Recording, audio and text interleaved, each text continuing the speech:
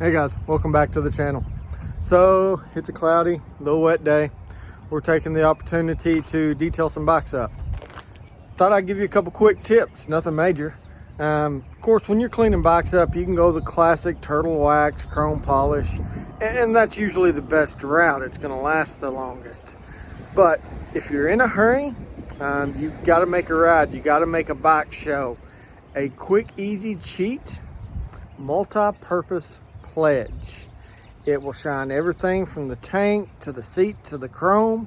Now it's not going to last long. You get caught in a rainstorm, it's going to wear off within about 20 minutes. But it's a fast, easy cheat.